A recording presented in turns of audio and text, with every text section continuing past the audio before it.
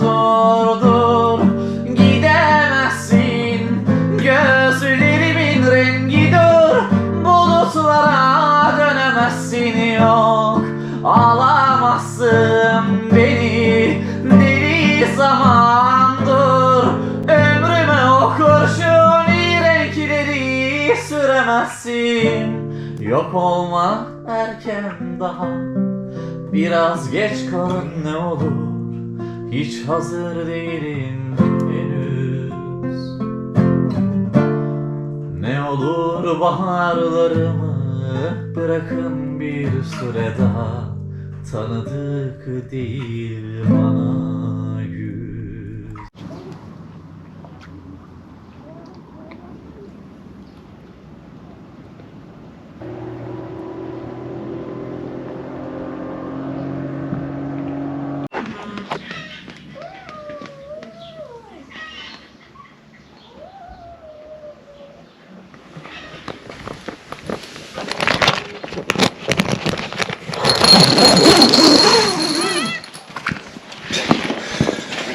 Ne oldu?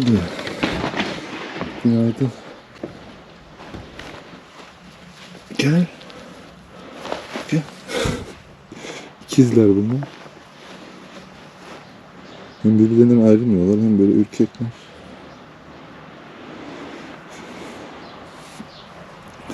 Videoyu çektiğim esnada sabah saatleri 10-10.30 civarı.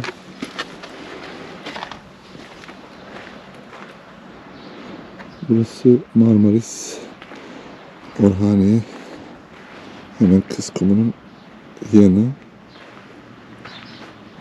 Böyle bir yerde kaldık.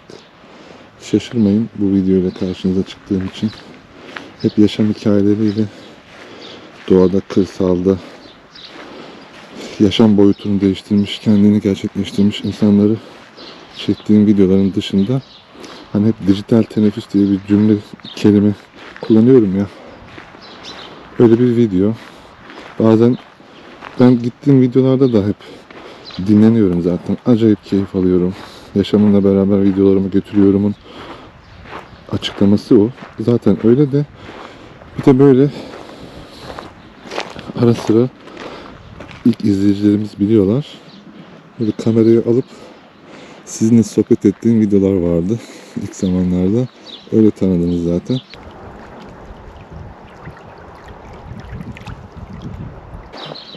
Herkese günaydın. Burada bir arkadaşımız var. Bizi izleyenlerden bir tanesi. O bizi davet etti. Böyle birçok etrafımızda arkadaşımız var. İkinci yaşamını yaşayan insanlar vakitlerini kaliteli geçirmek isterler. Birinci yaşamını yaşayan insanlar istemezler mi Murat? Elbette hayır, tabii ki. Ama ben şimdi bu taraftan konuştuğum için böyle söylüyorum. Şurada kaldık. İlk önce şu tarafa doğru yürüyelim. Bu da onlardan bir tanesi olacak. Hani hep alıştınız ya benim şuursuz bir şekilde videolarımın üstüne görüntü giydirip sizin benim videolarımı izlerken vaktinizi güzel ve moralli geçirmenizi isteme dinamiğim var. O yüzden de hep böyle görüntülerle sizi adeta tatlı bir boğarım yani. Şimdi hani bunu o şekilde algılamayıp izlemek istemeyenler varsa onu baştan söyleyeyim. Burada da bir pideci varmış. Burayı çok övdüler. Çok güzelmiş burası da. Belki bazı videolarda görmüşsünüzdür. Mavi Yengeç restoran falan diye. O burada. Olay ne? Bu etrafında bir tur atarsam diyor. Temelde insanlar özellikle ülkemizde görüyoruz, etrafımızda hep görüyoruz. Yani mutsuz, umutsuz, suratı asık, morali bozuk. Genelde böyle olduğu için videolarda da bende böyle bir şey başladı. Ben de daha önce şehirde yaşamış biri olarak yani empati yapabiliyorum. Sizlerin moralleriyle ilgilenmeyi seçtim ve bunu yaparken de boşu boşuna bütün hayatta böyle la mutluluk da değil her zaman. Çok fazla mutluluk da böyle insanı manyak yapar. Böyle bir matematik yok, böyle bir kod yok zaten. O yüzden ara ara da videolarımı izlerken de iyi vakit geçirirken de bilgi almanızı istediğim durumların içindeyim. Çünkü yaşamlar çok önemli, yaşamlar çok kıymetli. Bir kere geliyoruz. Bu kadar abartmamanın da farkındayım. Ama bir kere de geliyoruz. Onun da keyfine varılımının da farkındayım.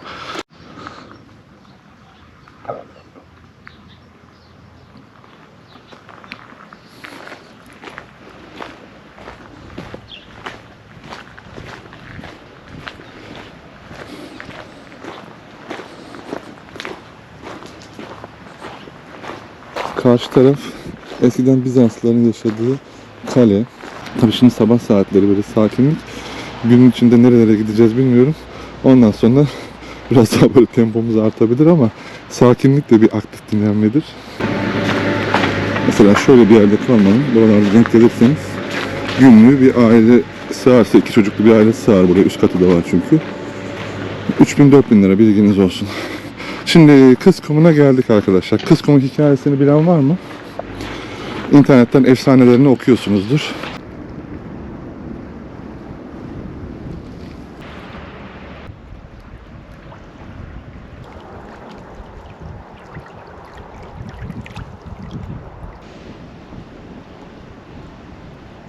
Şimdi buralar dere arkadaşlar. Yukarıdan gelen su kaynakları, su kolları var yukarıdan gelen. Burada var. Şu arada var bildiğim, şu arada da var. Yani birkaç tane bizim bilmediğimiz de olabilir. Onların birleşimiyle su buraya boşalıyor.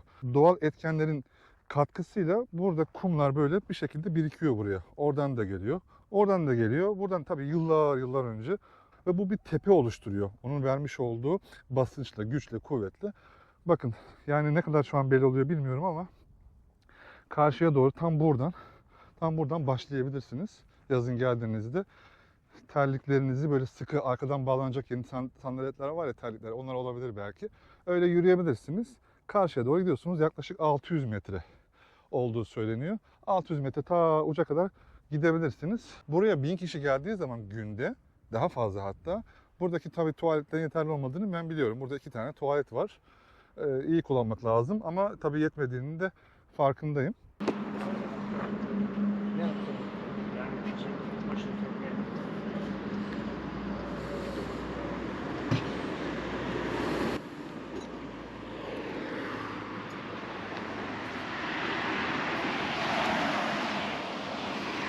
Motor buradaki yaşamlar içinde çok önemli bir materyaldir. Anlaşılabilmek, etrafında seni anlayan insanların fazlalığı çok büyük bir zenginlik. Çok değerli bir şey. Çok önemli bir şey. Düşünsene, senin ağzından bir şey çıkıyor. Konuşuyorsun, çok yoruluyorsun ama yanındakiler seni anlamıyor yani. Derdini anlatamıyorsun. O yüzden anlaşılabilmek çok güzel. Videolarımda tekraren söylüyorum. Hiçbir skor endişem olmadan, yani şu kadar insanın hayatında değişiklik yaptım, şöyle oldu, hiç böyle bir telaşım, bir şeyim olmadan beni niye ilgilendirsin ki bu durum? Ama şöyle de bir dinamiğim var. Yola çıkmış bazı konular için araştırma yapan insanlara acaba benim videolarımdan bir bilgi çıkar mı? Onların hayatını sarsmadan, yıkmadan, kırmadan, geçmeden, zarar vermeden veya bazı insanların da neyi yapamayacağını gösterebilir miyim? Yani bazı insanlar da görsünler, bazı insanlar da bazı yerlerde yaşayamayacaklarını görsünler. Her şeye kalkmasınlar, heveslenmesinler falan gibi, tam ortada, o yolun ağzında bekleyen biri gibi videolarımı değerlendirebilirsiniz. Burada da bir pideci varmış, burayı da çok övdüler. Çok güzelmiş burası da.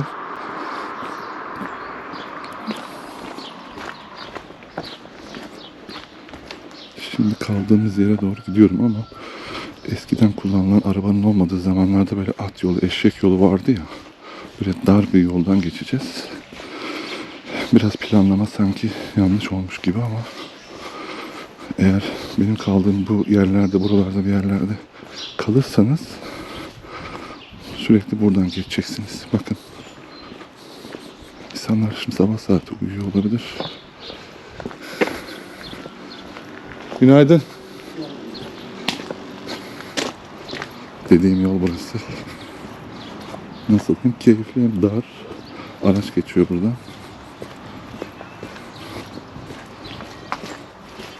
Şöyle dönüyoruz. Belki bazı videolarda görmüşsünüzdür, Mavi Yengeç restoran falan diye. O burada.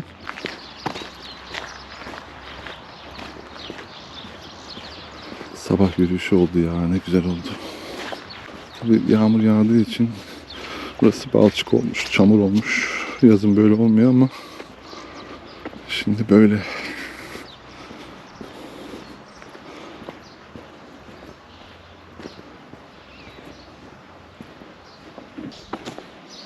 Bu ağaçların yine aynı şekilde önemini söyleyeyim arkadaşlar. Yazın çok önemli. Burada böyle bir hafif serinlik verir. O yüzden şu 5-6 tane ağaç çok önemli burada.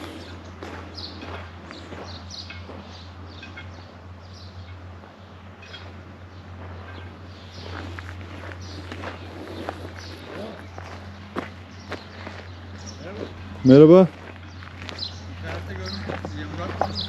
Murat, evet. Ben de arkadaşım mı bağırıyor dedim. Burada kim var acaba dedim. Yazmıştık size de denk gelemedik. Konuşmuş muyduk? Konuşmuştuk evet, onu da. Daha önce görüştük mü? Evet, görüşmedik de telefonda konuştuk. Ha. Geleceğim o taraflara falan. Soy ismi neydi? Arayacaksın. Hatırlayamadım ya. Hatırlamıyorum acaba diye şey yapıyorum ama. İşletmeden belki hatırlarsın. Mavi Yengeç bizim isim. Ha, öyle mi konuştuk acaba? Oradan konuşmuştuk. Ha, vallahi Ben çok. sana demiştim, sen böyle hikayeler falan Hı hı. çekiyorsun bütün yerleri. Hı hı. Ben demiştim bir gün anlatayım buraları falan. Ha, bak Burası şey mi? Öyle geziyor muydun? Var mıydı? ya. Tamam, Ha, oldu. onun kardeşi Koral Biliyorum, abi. biliyorum, tanımam. O da bizi izliyor. O da işte bizim dayanışma grubunda falan. Kendimizi dillendirdiğimiz zamanlar oluyor. Hani müzik yaptığımız, bir şeyleri konuştuğumuz falan. O da dedik ya burada dedi böyle imkan var. Hani Müzik falan vardı sanki biz burada. yaptık. Siz Biz. mi yaptınız? Ha, Aa, ne keşke ben güzeldi. seni bilseydim. Dün tanışsaydık akşam davet ederdim. Aynen denk gelirdik ya. Hı hı. İşte buradayız biz de. Ben de burada yaşıyorum evde falan. Ha, sen buraya mı Kendimiz- işletiyorsun? Evet, kendimiz yaptık burada. Sen nereden geldin? İzmir'den. Ha. Yazılımcıyım normalde. İşletme falan. Yapıyor musun işini? Yok. Yaşın Bir şey kaç? var. 36. Evet, tamam. 24 yaşında falan geldim buraya yani. Senin kaç? 40. Ve 39 yaşım geldi ama. Şimdi bugün ne Geçti hissettim? mi? Bugün ne hissettim biliyor musun? Sabah da story attım, hatta onu yazdım yani. Hani dedim ki 39 yaş gençliğin yaşlılığı, 40 yaşta yaşlılığın gençliği. İki arada bir derede kalmak herhalde. Evet ya, değil mi? Ben daha yaşamadım ama şu Üç sene 32'lerde, 34'lerde zaten 32'de falan evlendim ben. Aynen 4 sene falan oldu. Yani değişiyor hayat. İşte tabii, insana evet. böyle bir şeyler yükleniyor. Evet Çocukluğumuzdan, ya. bebekliğimizden beri. Çok Şimdi öyle. mesela bebek oldu işte bir 4 ay önce çocuk var benim de. Buradasınız değil mi hepiniz Ha, de? buradayım. Eşimle falan da burada. He. Ahşap ev yaptım böyle ilk kat arkada. Şöyle gezdirebilirim istiyorsan. Olur. Ya burada gördüğüm bütün altyapı, üst yapı, her şey. Evet, Bir tane usta siz girmedi buraya. Bu gördüğüm bütün bitkileri kendimiz diktik ve göstereceğim sana resimleri var. Devamını da sen sağlıyorsun yani işte bunun Devamını da tıraşları ben olsun, sağlıyorum. sulamalar olsun. Evet evet. Suların Vesaire. bakımları falan. Kolay işler değil. Şu Bali evleri mesela. Bunları işte ben Endonezya Bali'ye gittim. Orada Hı hı. bir ay yaşadım. Orada gördüm, dedim böyle farklı bir şey yapalım falan. İşte bunları yaptım. Şurası masaj odası. Bali'den masaj falan getiririz Evet. buraya yazın. Doğal duvarlar var. Bunu tıraşlamak, bu şekilde hale getirmek, bunu tutmak falan zor. Görüyorsunuz ya, ben de anlamadım şimdi hangi videoyu nasıl ayarlayacağım, ne yapacağım. Bunda da doğaçlama kapatmadım yani. Bir sürü bir şeyler çektim. Hangisini nasıl ayarlayacağım inanın bilmiyorum yani. Siz bu serileri böyle karışık izleyin, olur mu?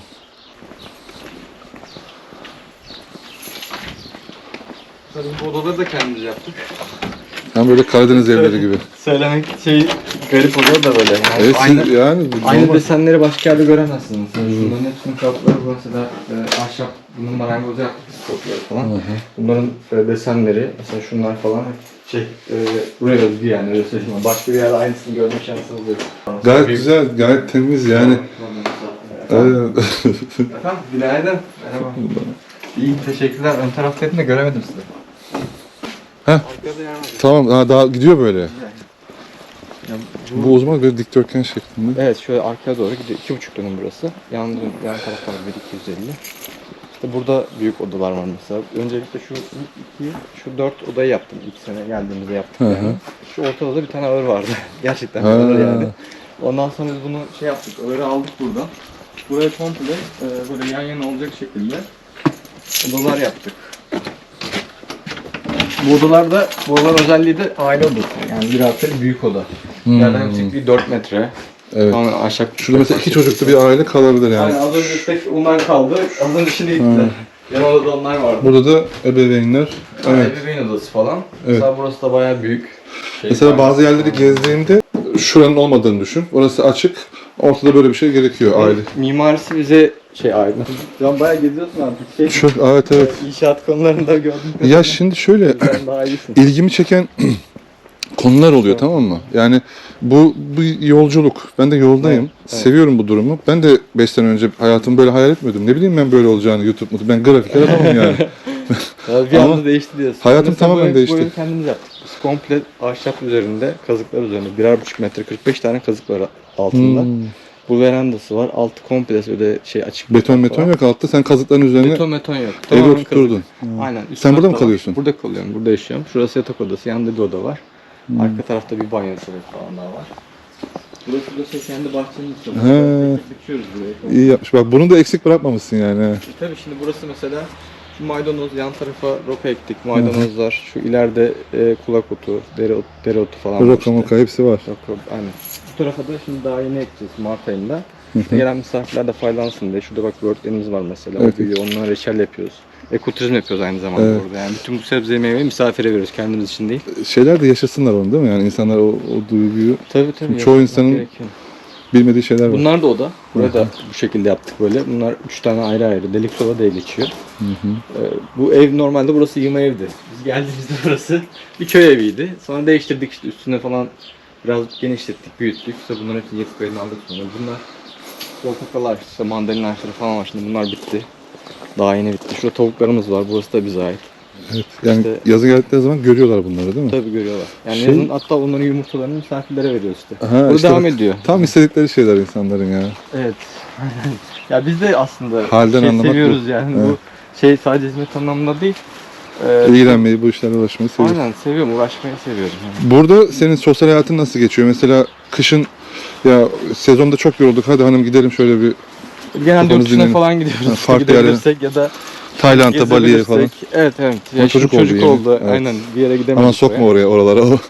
Ufacık çocuğu oralara sokma. Yok sokmam ya. Yengeçleri sen mi yakalıyorsun? Yengeçleri Alıyor musun? ilk annem yakaladı. Yengeç göstereceğim şimdi orada var. İsim annesi diyebilirim yani onun için. Buralara masa atıyorsun. Burası full masa atıyoruz burada. Restoran oluyor burası. Yazın en sevdiğim saatler, bütün günü seviyorum ama böyle akşam olmaya yakın, böyle akşam yemeğinde böyle hafif böyle tınılı müzikle. Aynen, yemek aynen falan tam yiyorsun. burası işte. Tam dediğin burası yer, olan aynen. yani. Çok Burada yemeğini seviyorum. yiyorsun. En keyifli. Gün batımı zaten tam da güneş karşıdan batıyor burada.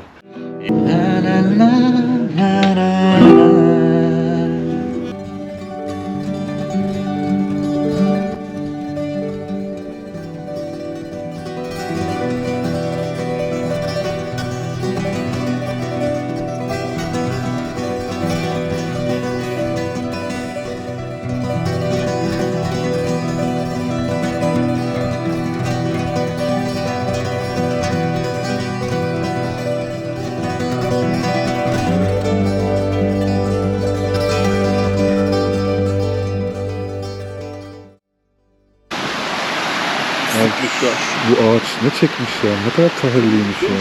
Ben sana bak bayırda bir ağaç göstereceğim ama ya da gidersek görmek istersen. Anlattın mı sen onu? 2000 senelik ağaç ve çevresini böyle Kaç kişi sarıyor? saramazsın öyle. En az bir 8-10 kişi sarmak. Ben bulurum. Şeyi yazıyor. 8 tane arkadaş bulurum ben. Ne derler ona? Yazmış orada. Yazı yazmışlar zaten şey diye. Olay ne? Bu etrafında bir tur atarsan diyor. Dilediğin her şey olacak hayatta.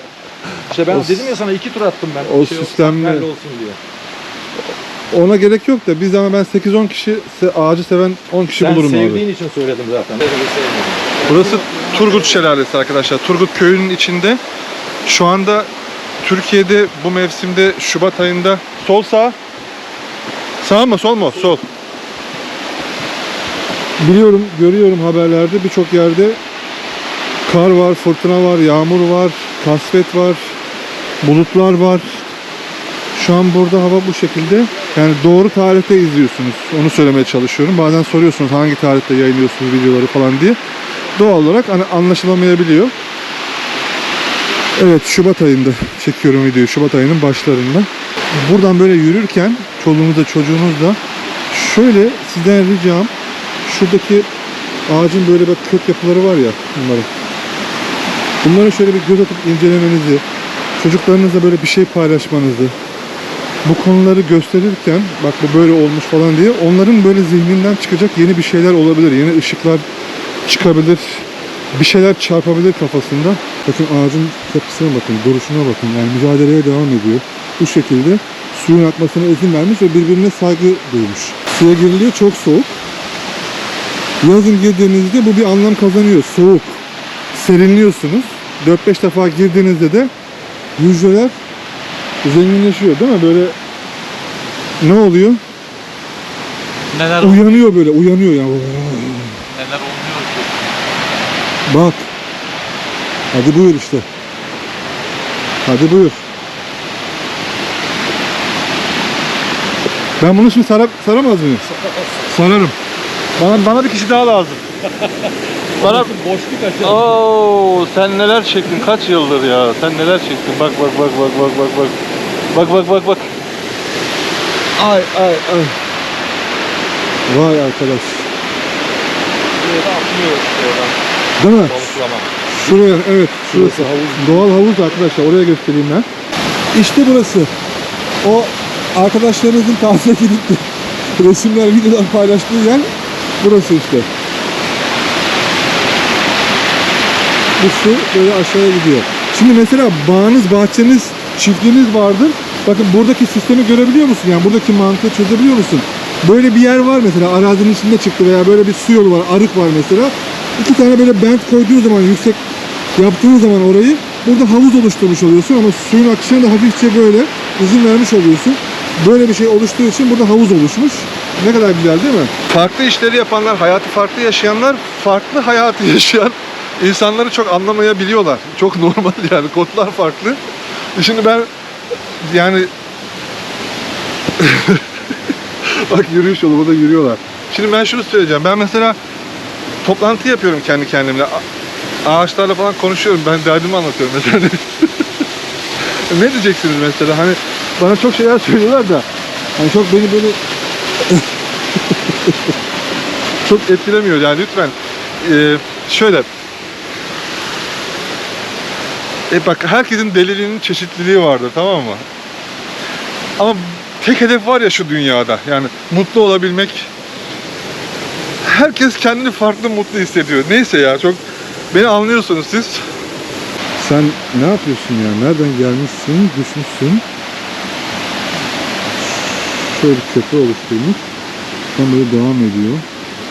O kadar ince detaylar var ki, Bu taşın böyle bu kıvrımlarının, bu deliklerinin, bu oyuklarının bu şekilde yüzyıllarca süre gelen bir süreçten sonra böyle oluşması falan yani. 750 sene de yaşasam o kadar ömrümüz olmaz da doğada, tam kırsalın tam kalbinde, hep ben böyle hayretle karşılayacağım yani.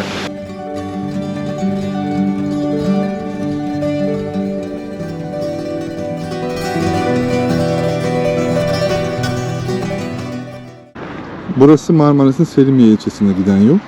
Şuranın yapısına baktığınızda şu taşları görüyor musunuz? Kayalıkları.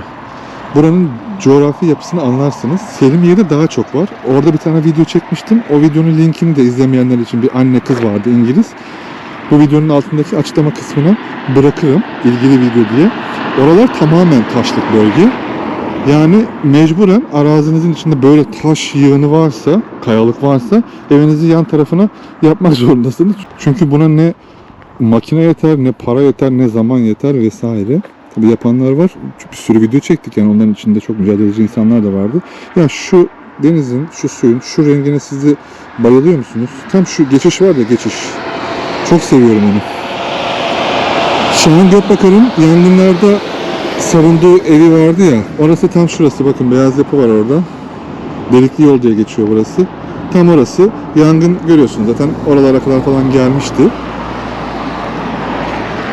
Kışın buralar böyle. Yazın geldiğiniz ve çok sık zaman geçirdiğiniz yerler kışın böyle arkadaşlar. Bizler de buralarda yaşayan birileri olarak bunları size gösteriyorum. Şuralar 2 sene öncesine kadar boştu tabii burası. Şurası şimdi dolmuş, tesis yapılmış buraya.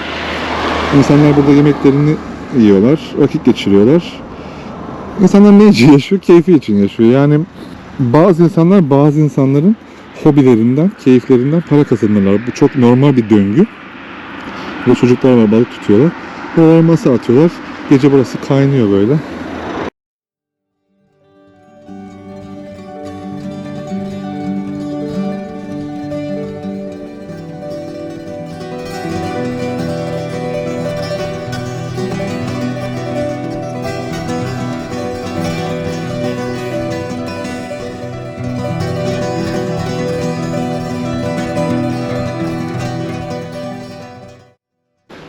Delikanlı üşüyor musun? Yok. Denizin kenarında böyle bir okul var. Böyle bir okulda okuyan var mı? Bulunduğunuz yerlerde, çocukluğunuzun geçtiği yerlerde hemen denizin kenarında bir okulda eğitim hayatını bitiren var mı?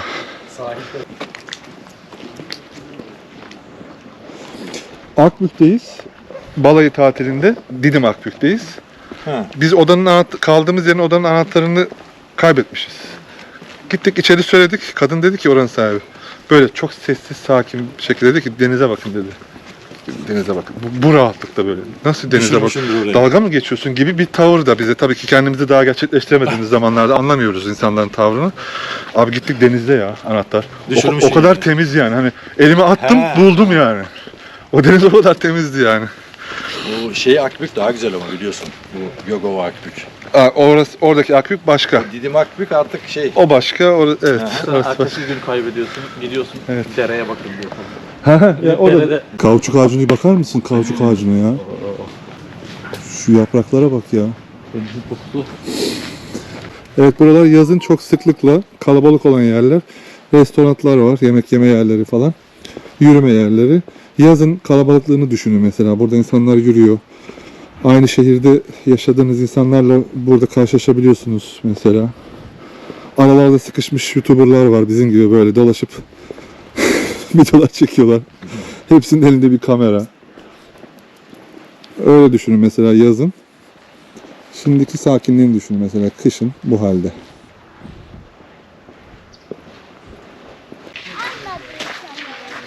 Gezginler yazın gezecek yerleri gösteriyorlar. Biz de buralarda yaşayanlar olarak kışın ne oluyor, ne halde diye onları gösteriyoruz.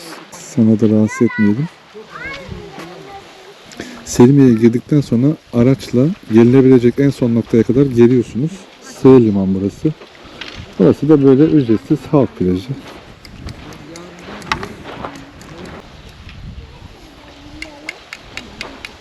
Şubat da olsa, Mart da olsa bak tüpünü almış, tavasını almış, yemeğini yapıyor, soğan doğruyor.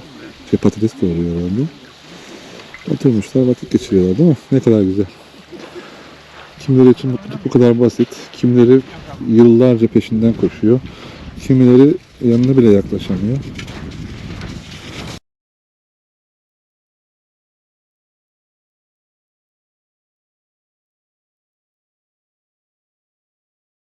Bu. Yani bu videoya bir şekilde denk geldiyseniz arkadaşlar ben yaşamlarla ilgili bu yaşamların derinlikleriyle ilgili çok fazla merakı olan biriyim. Gittik. Niye böyle bir gölge görünce hemen sosyal mesaj veresi geliyor insanın ya? O da bir adaydı. Bizi bunu bir bayrak yap. Bak orada da direkler vardır bakın. Onu kışın ben söküyorum. Denizin içinde direk var. Hı hı. Birçok şeyler var. Ben burayı plajı da ben yaptım zaten. Nasıl sen yaptın yani Burada abi? plaj falan yoktu. Yani böyle bir durumu sen mi oluşturdun? Evet, böyle ben açıklığı. oluşturdum. Ne Hep vardı ottu, burada? Ottu burası deniz hep. Taştı. Zaten seni bana söylediler. Evet. Seni bana çok yani oraya gittiğinde Salih abiyle mutlaka Evet, görüş. Oranın fedaisidir. Ya yok. Doğa severdir. Hepimiz bak biliyor. Benim öyle hiçbir şeyle işim yok. Evet. Ben sadece gönüllü yapıyorum. 10 seneden beri de ben bu Sen beni tanıdın mı abi? hayır tanıdım. Tanımaz olmam. Bak orada 100 tane bidon var. Onları ben koydum abi. O koyların ismini Cennet koy diyor arkadaşım. Onların ismini de ben verdim. Köylüler bile aşağı bazen sataşıyor bana. Oranın ismini verdim kaldı elimde diyorlar. Hakikaten kaldı yani orası elimden. Ben geçenlerde eşimi Fethiye'ye getirmiştim. Evet. O tarafa. Sen bir telefonla konuşuyordun. Ben bir doktor arkadaşımın yanına Aa geldim. sen beni gördün. Orada Keşke dedim, dursaydın abi. Hayır ama dur dedim. Dedin ki telefonla görüşeyim dedin. Devam ettim. Sen miydin? Ben vallahi abi karşıma kimler çıkıyor ne oluyor hiç Ya vallahi doğru, bilmiyorum doğru. ya. Şimdi buradan da yazın çok gelen oluyor. Herkes diyor ki ben seni tanıyorum ama ben tanımıyorum. Ben Tabii çok işim- anladın değil mi halimi şimdi yani Biliyorum durumu ama ben seni mutlaka misafir etmek isterim bizim Geçen orada. de şey var bir de. Bu sonsuz keşif var ya bir de. Evet Kamil arkadaşım benim sonsuz keşif. Kamil ben geçenlerde Hep buralarda. 29 Ekim yaptım ben burada. Tamam. Ben yap. O zaman burada çekimi Marmaris'e falan beraber indik. Köyün girişinde Atatürk heykeli vardır. Evet. Onu ben yaptım. Sen gerçek buralısın değil mi abi? Yok Selimiyelisin. değilim. Karadenizliyim ben. Hadi buyur işte. Orduluyum ben. Ordulu. Evet. Kumru mu yoksa Korgan? Yok merkez. Mesudiye merkez. Merkez değil. Ben Kumru'da yaptım askerliğimi. Yukarıda. Evet. Evet, geçen de oraya gittim çünkü ne için? Et yemeye falan gittim. Dişlerimi yaptırmak için orada gittim ben. Yaylalarda benim çok vaktim geçti. Jandarmaydım ben. Bak öyle mi? Benim de yerim hemen biraz yukarıda esas kafem. Ama burada benim bak. Kafe mi var Şu anda, senin? tabii. Bak şurada şu anda içeride ne var biliyor musun? Ha, ne var? O içeride 2000 tane kitap var.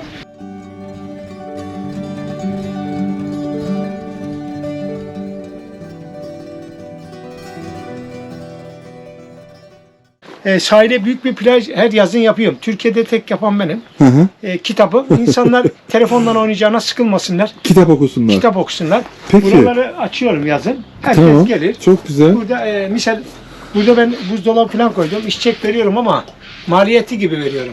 Maliyetini tabii en Yani azından. insanlar çünkü Tabii. çok para alıyor. Burada insanlar o mağduriyete düşmesin diye ben onu yapıyorum. Yazın buraya gelince insanlar Selimiye'ye gelince seninle görüşmek isterler ya. Yani Herkes geliyor herkes. ama. Bak Burası Salih bir- abi yüzüne bakın. Evet Salih abi bu. Evet. Orada bu. Orada bu, Merkezli. Böyle bir karavan var burada. Selimiye'nin diğer tarafı. Merkez orada cami. Orada kahve var hemen altında. Çay kahve içebilirsiniz. Ortadaki bayrağımızı görüyorsunuz değil mi? Tam ortada ufak bir adacık var. Selimiye'nin diğer tarafı. Tabii ki yazdan farklı olarak burası 24 saat yaşanan bir yer olduğu için burada yerleşik olan insanlar da var. Tabii ki köylüler de var. Akşamları hem buraya iniyorlar. Şu an gündüz de bakın insanlar da var burada. Orada oturuyorlar. Yaşamları var. Çocuklar var. Devam ediyor. Burada bir yaşam var. Devam ediyor yani.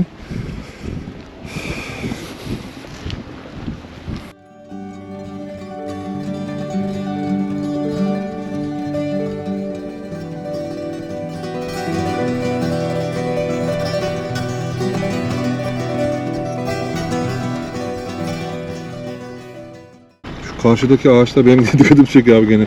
Okulun girişi. Baksana ne kadar Yol güzel. gibi- Yol gibi yaptılar. He, işte orası yol değil mi? Otelin Evet, girişi. otelin yolu o. Ne kadar böyle nizami böyle çubuk gibi duruyorlar ya. Buranın bir sessizliğini almam lazım. Sakinlikle hayattan bezmişliğin arasında fark var ya onu iyi anlayabilmek lazım karşınıza çıkan insanlarda. Evet.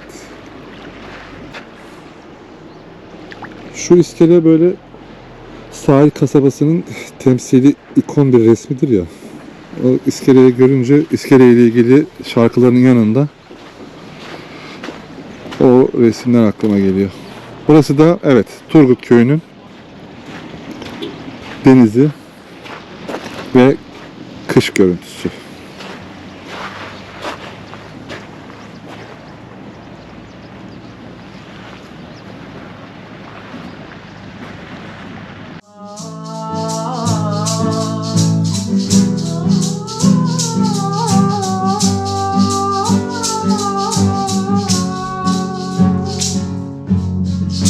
Bölüp sancıyla uykular sığınak değil en koyutular gökte ay 14 ben dolunay son hatıranı sinene say bu kadarına razıyım yar uzak diyarlarda evli barkda mutluluk en son onun hakkı bu yorgun kırık dökük hikayede adı bende saklı